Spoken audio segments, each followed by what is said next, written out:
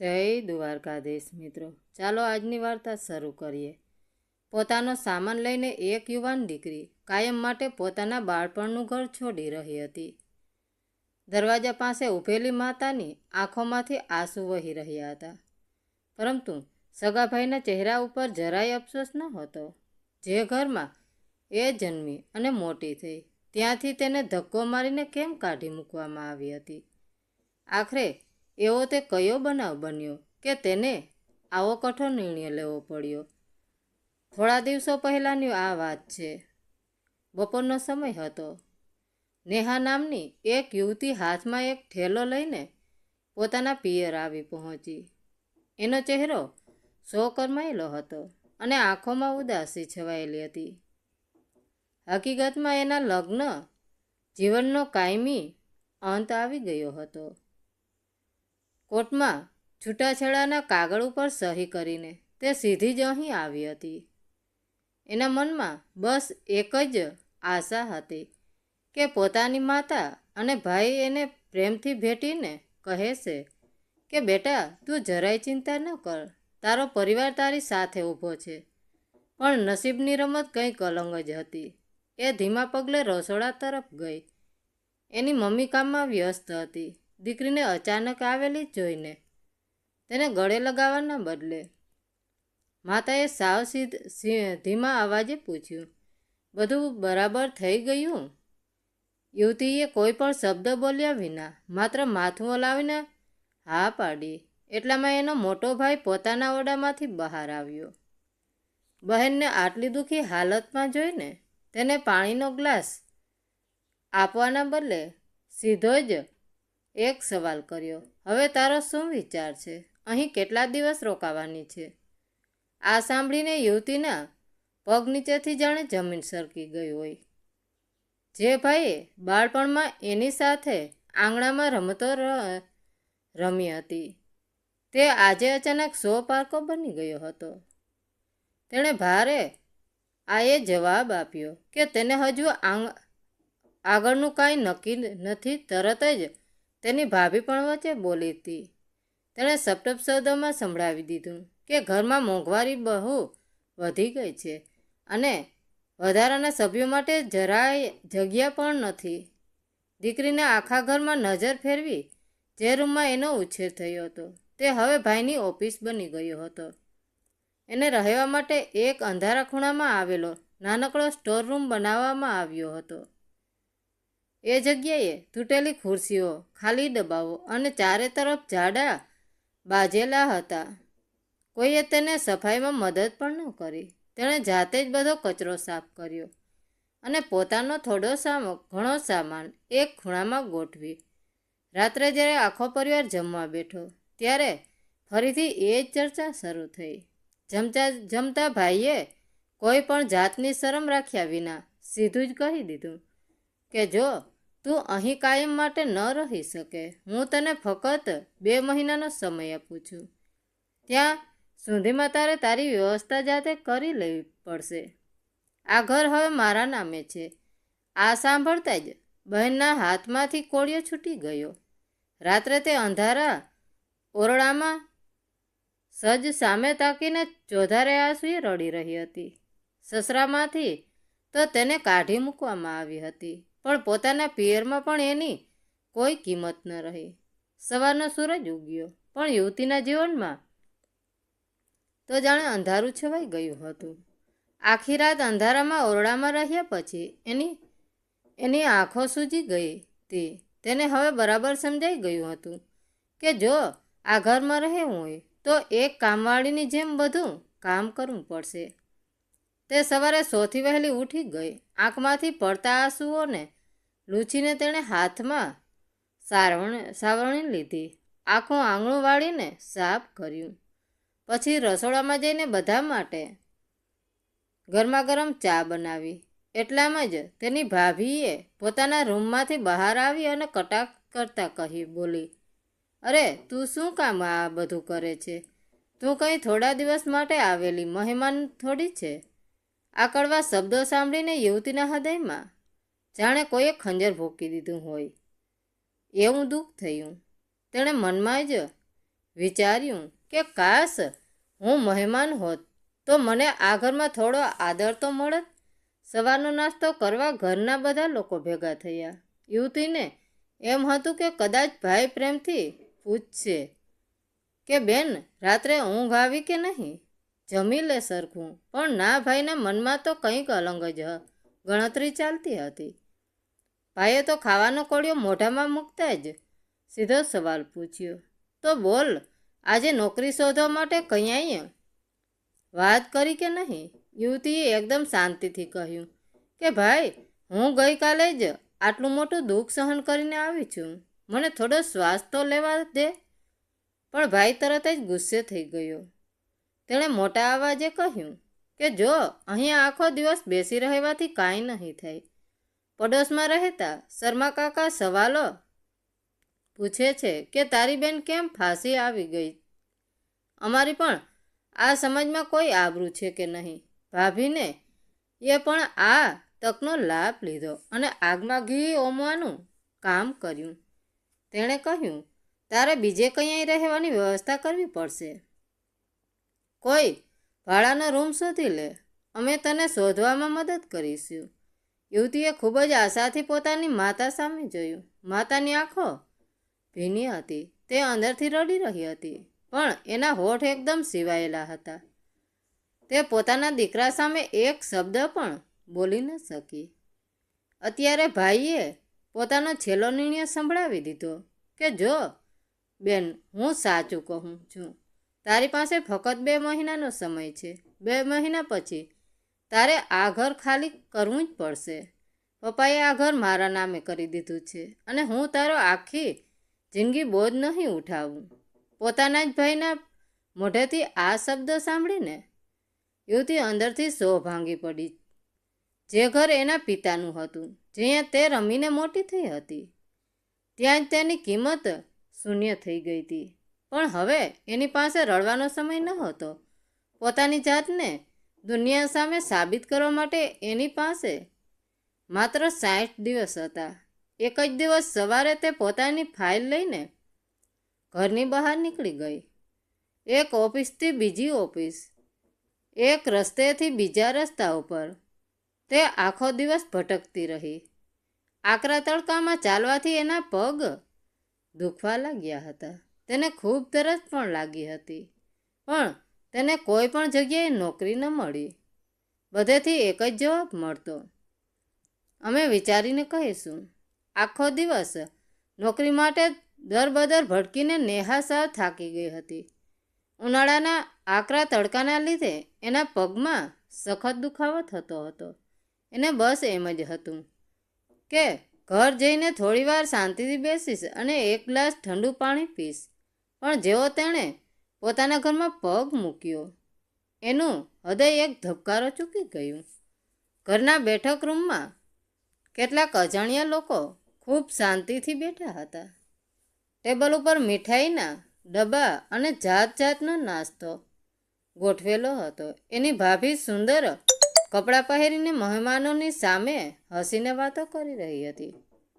નેહા તરત જ સમજી ગઈ કે ઘરમાં કોઈના લગ્નની વાત ચાલી રહી છે. કદાચ ભાઈની મોટી દીકરી માટે કોઈ સારું માગવું આવ્યું હતું.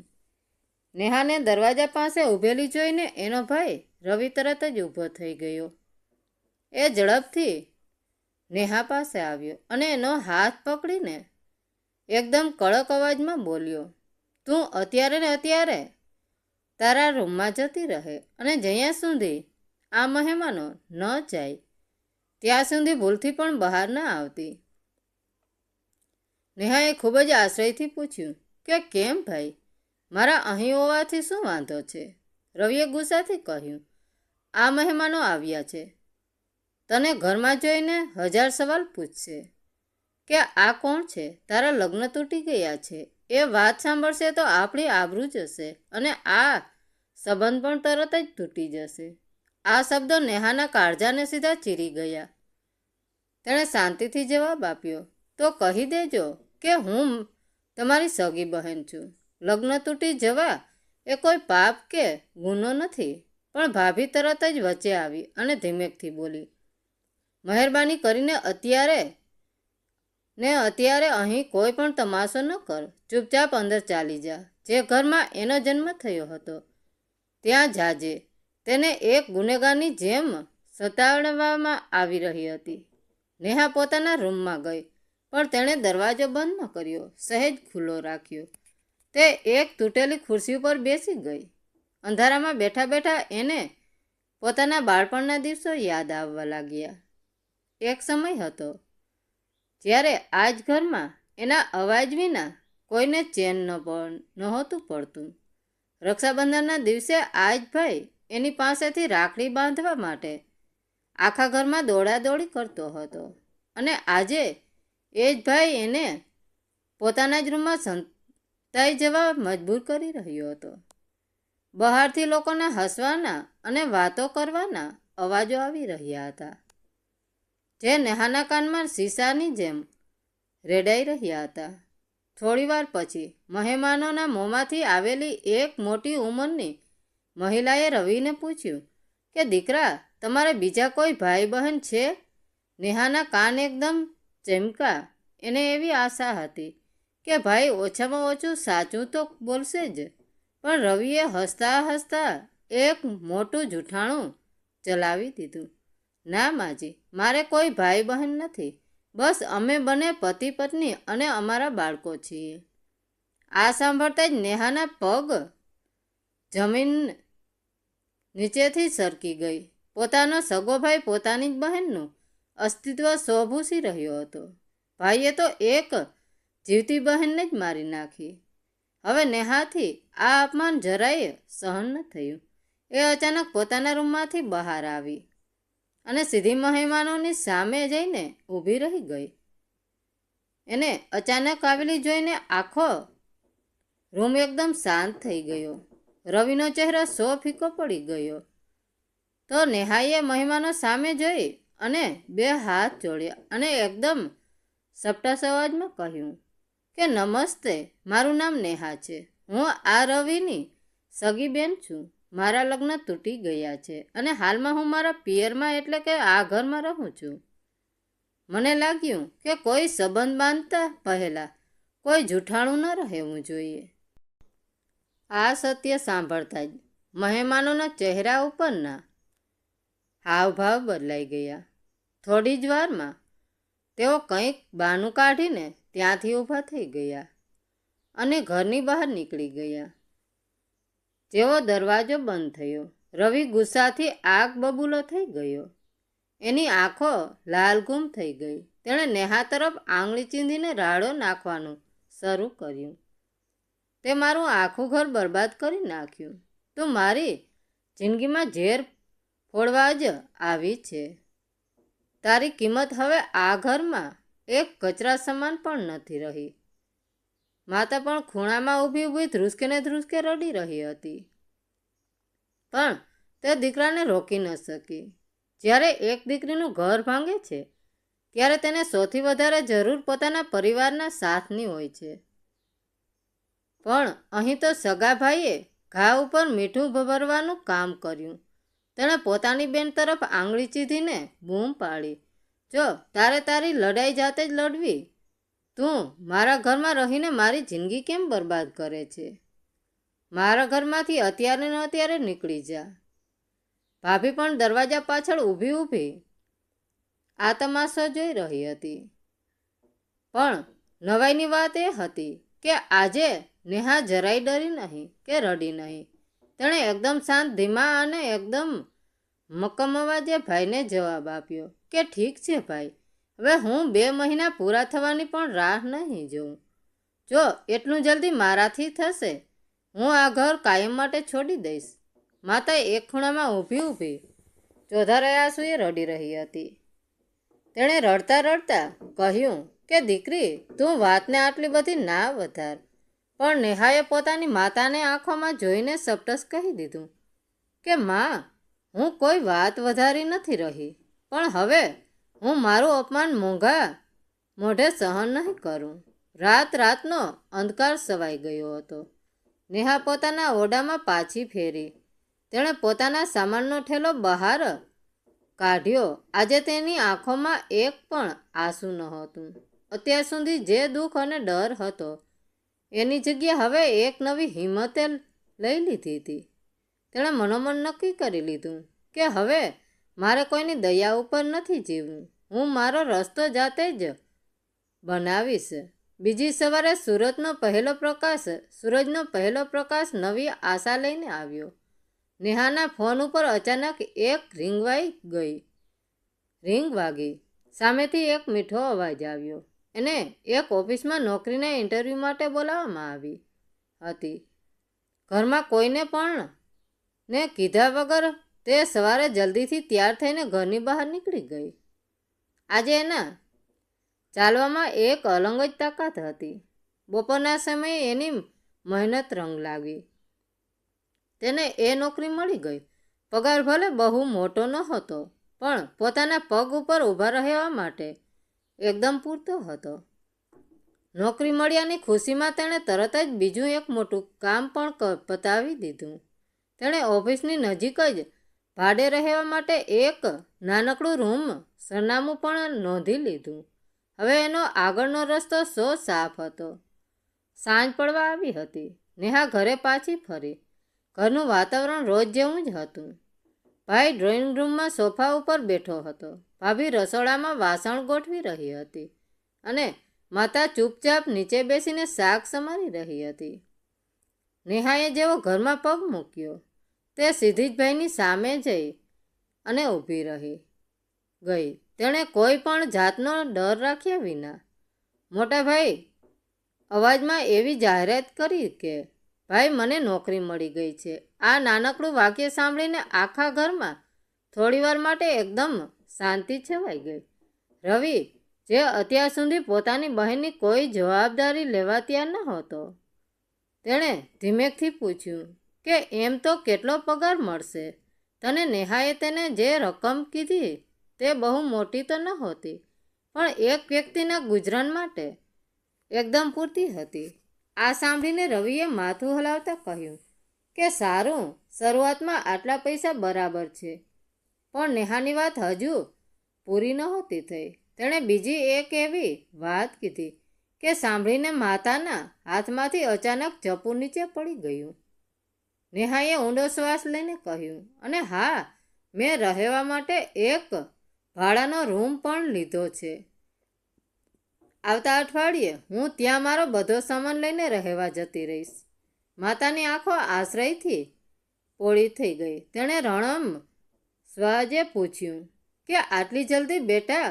હજુ તો તું હમણાં જ આવી છે. નેહાએ પોતાની માતા સામે જોઈને ખૂબ જ પ્રેમથી કહ્યું કે જલ્દી નથી માં, મને આ ઘરમાં રહેવા માટે એક ચોક્કસ સમય આપવામાં આવ્યો હતો. ને આ સાંભળીને રવિને અંદરથી થોડી શરમ આવી. તેણે પોતાની ભૂલ સોંપવાનો પ્રયાસ કરતા થોડા અચકાતા અવાજે કહ્યું, અરે, મારો કહેવાનો એવો કોઈ મતલબ નહોતો. તું તો ખોટું લગાડી બેઠી. પણ નેહાએ સીધો એની આંખોમાં જોઈ અને બેધડક જવાબ આપ્યો, તારો મતલબ એકદમ સ્પષ્ટ જ હતો ભાઈ. તે મને અહીંથી જવા માટે 2 મહિનાનો સમય આપ્યો હતો, પણ હું ફક્ત એક જ મહિનામાં આ ઘર છોડીને જતી રહીશ. એટલે મારે હવે કોઈ ચિંતા ન કરવી પડે. ભાભી તરત જ રસોડામાંથી બહાર આવી અને પોતાનો બચાવ કરતા બોલી, અરે, તું આમ વગર વાકે મેણા શું કામ મારે છે? અમે તો બસ આગળની વ્યવસ્થા કરવાની જ વાત કરી હતી. નેહાએ પોતાની જિંદગીનું સૌથી કડવું સત્ય ખૂબ જ સાદી ભાષામાં કહેતા કહ્યું કે ભાભી, તમારી એ ઘરની વ્યવસ્થામાં હું ક્યાંય ગોઠવાઈ શકું એમ નહોતી. બસ એટલી જ વાત છે. હવે રવિ સોફા ઉપરથી ઊભો થયો. કદાચ તેને પોતાની ભૂલનો અહેસાસ થઈ રહ્યો હતો, અથવા તે હવે પોતાનો દર મહિનાનો પગાર જોઈને થોડો લલચાયો હતો. તેણે ધીમા અવાજે કહ્યું, જો હવે તારી પાસે નોકરી છે, તું જાતે કમાઈ શકે છે, તો તું ઈચ્છે તો હવે અહીંયા આ ઘરમાં અમારી સાથે કાયમ માટે રહી શકે છે. પોતાના ભાઈના મોઢેથી આવી મતલબી વાત સાંભળીને નેહાના ચહેરા ઉપર એક સીમત આવી ગયું. તેણે એક એવો જવાબ આપ્યો જેણે રવિ અને ભાભી બંનેના મોઢા હંમેશા માટે બંધ કરી દીધા. નેહાએ કહ્યું, હું અહીં રહી તો શકું ભાઈ, પણ પરિવારનો પ્રેમ અને પોતિકા પણ હું ક્યારેય ભાડે નથી મળતા. આટલું કહીને નેહા પોતાના ઓરડામાં જતી રહી. આખા ઘરમાં કોઈ એક અક્ષર પણ બોલી શક્યું નહીં. નેહાએ પોતાનો સામાન ભરવાનું શરૂ કર્યું.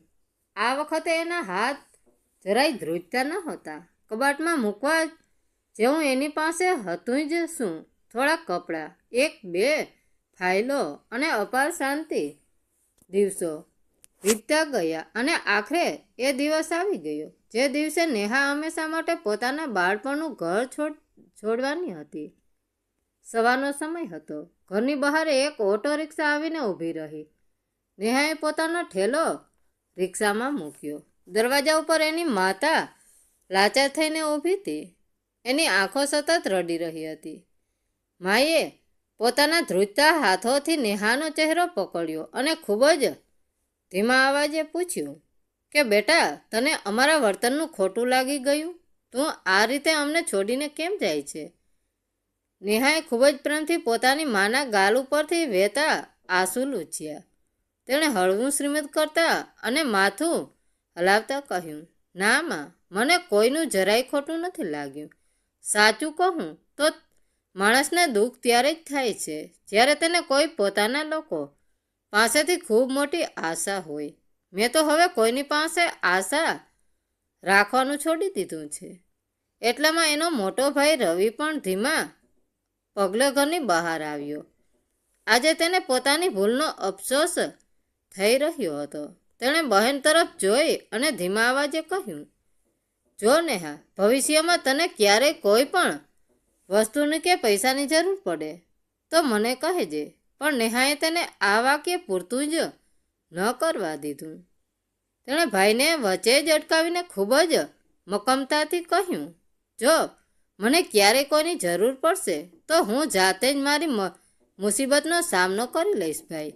હવે હું એવી કોશિશ કરીશ કે મારે કોઈને પણ એવો જવાબ ના આપવો પડે કે હું તમારા ઘરમાં કેટલા દિવસ રહેવાની છું. આવો જવાબ સાંભળીને રવિ એકદમ ચૂપ થઈ ગયો. એની પાસે બોલવા માટે કોઈ શબ્દ નહોતા. બચિયા એની પત્ની પૂજા પણ દરવાજા પાસે ઊભી ઊભી આ બધું શાંતિથી જોઈ રહી હતી. નેહાએ છેલ્લી વારે ઘર સામે નજર કરી. આ યંજ પવિત્ર આંગણું હતું જ્યાં તે પોતાના ભાઈ સાથે રમીને મોટી થઈ હતી.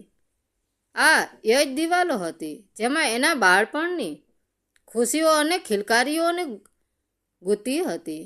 છતાં પણ પોતાના જ પિતાના ઘરમાં તેને રહેવા માટે એક સમય મર્યાદા નક્કી કરવામાં આવી હતી.